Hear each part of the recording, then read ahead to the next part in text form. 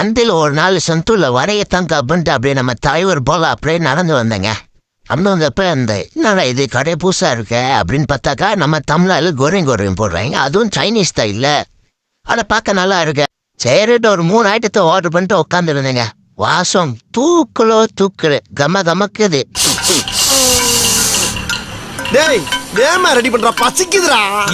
கடையில் என்னக்கா ஸ்பெஷலு இதான் யார் ஸ்பெஷல் அப்படின்னாங்க. சொல்லாலா சூப் நம்மளுக்கு கொடுத்துருந்தாங்க. நல்லா ஜிஞ்சரை தூக்கலாக போட்டு கொஞ்சம் அடியாக பெப்பர்லாம் போட்டு மந்தாவாக கொடுத்துருந்தாங்க. டேஸ்ட் பண்ணி பார்த்ததுல 10 to 10 கொடுக்கலாம்.